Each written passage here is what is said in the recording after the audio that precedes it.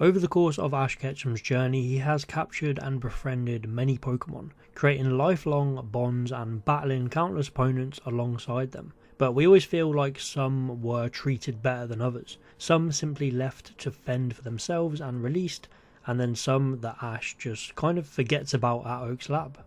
Ash definitely had his favourites, the likes of Pikachu, Bulbasaur, Sceptile, and it was great to see these dudes in battle. But I think a lot of the fans just wanted Ash to share the load around a bit more, and this was the most frustrating in Heracross's case. Heracross was caught very early in Johto and he was looking strong. Ash was actively trying to use Heracross and train him and get used to battling with him. It especially had an incredible battle with Shingo and his Scizor, teaching Shingo that data isn't everything. But then only 27 episodes after Heracross was caught, it was shipped to Professor Oak's lab for no reason. Basically, Ash was at this big trading festival and there was a Tauros competition going on, so naturally Ash wanted to test his Tauros against this dude Fernando's. But in doing so, he sent Heracross on a lifetime vacation to Oak's lab. And this is partly Professor Oak's fault because he tells Ash that he wants to study Heracross. At the time, you don't really think anything of it, but little did we know Heracross would stay at Oak's lab for the rest of Johto, only returning again for a 6v6 against Gary. Yes, Heracross did not compete in even one of Ash's Johto gym battles, which is insane. It's a complete betrayal of this Pokemon.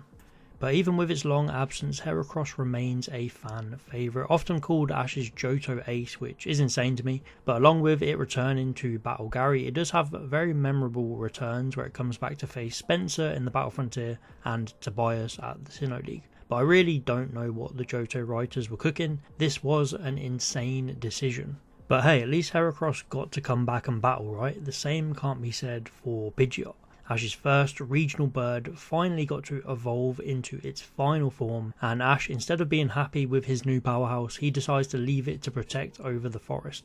A pretty nice thing to do while he takes a trip over to the Orange Islands, right? He promises Pidgeot he'll be back for it once he finishes his task of delivering the GS Ball to Professor Ivy. Don't mention that name! So let's do the maths. It took Ash 1,151 episodes to actually return to that forest and finally get Pidgeot back in his last ever episode, by the way, which was kind of an accident as well because Pidgeot just swooped down to rescue Ash from Team Rocket. So this one is pretty famous. I know there's some translation question marks. Did Ash actually promise to go back, or was it lost in translation? However, the fact remains Ash still left this Pokemon, and although it was for good reason, it always felt unfair on Pidgeot for Ash to never return. There's also a flashback in Johto where Ash battles Faulkner, and he says one day he will go back for Pidgeot, which is more evidence that maybe the writers were planning to bring Pidgeot back but kind of forgot again. I don't think Pidgeot is as big a loss as not having Heracross around. It didn't do too much in battle, and Ash only went on to get better and stronger birds like Swellow and Staraptor. But it was a meme in the anime community for so long how Ash just abandoned this poor Pokemon, and it was kind of funny how they left it until the very last episode to come back. At least it actually had its moment, compared to Butterfree, who literally returned in a post-credit still image, which was ridiculous. But I do think Pidgeot was a little hard done by. Pokemon do love that whole guardian of the forest, protector of the people way of releasing Pokemon, because we got the exact same thing with Greninja. Despite already stopping Team Flare, Kalos was getting these rogue roots show up, and Greninja was apparently the only one who could stop them, along with the Zygarde cells. So this is basically forcing Ash into leaving Greninja to become the protector of Kalos. I don't mind this one as much as other people. I do feel Greninja was just that strong. At this point, probably Ash's most OP Pokemon, a whole new form, something we've never seen before. So this was the writer's way of saying, yeah, we're not letting you use this thing again. I personally would have still let it stay at Oak's lab, but I get the issues. Ash starts losing, Ash needs some sort of power up, and Greninja is just at Oak's lab. Everyone would be crying for it to return. So I get why they pushed Greninja aside so we could fully focus on the next generation. But in a way it's a big shame because it limited Ash using Greninja at his peak. In Journeys it definitely should have rejoined Ash's team. There's not really any excuses for that. A Pokemon that was really hard done by that not many people talk about was Kingler.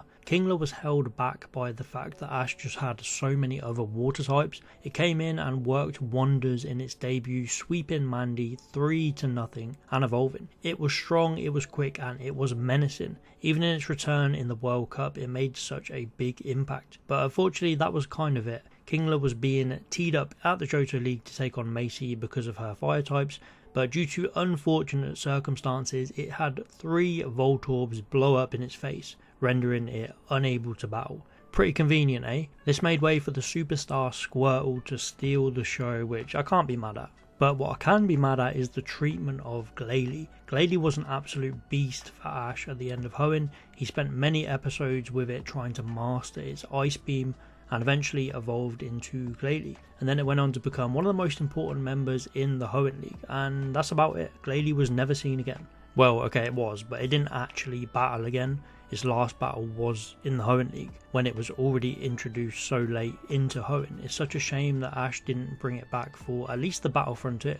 Instead, he opted for Phanpy, which, yeah, sure, Phanpy needed something too, but why not both? To make matters worse, and just to rub salt into the wound, Glalie returned in the Sinnoh League, where we saw Ash preparing for it with his battle against Conway, while Conway was of course snooping out the competition.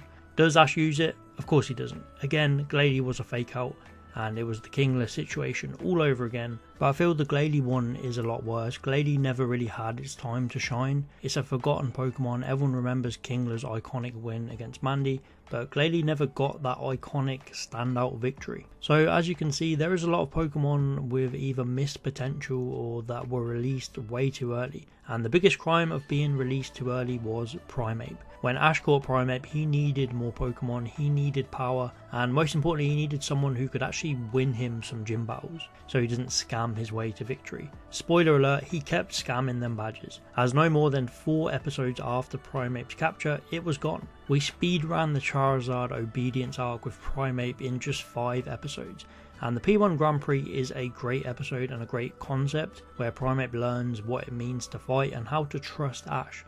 Also just some great battle action from it here. But Ash saw this beast and said, no thank you, I cannot handle all of that, and left it to train with Anthony. A really poor decision in my opinion. Sure, Primeape might have been a little OP, but it's not like Ash didn't need help. This would have been a great addition to his Kanto team. I guess the writers thought if they're going to be doing the whole arc with Charizard, then there's no need to have Primeape stick around. But it's a damn shame, and now even more so that we know Ash could have had a sick as hell Annihilate.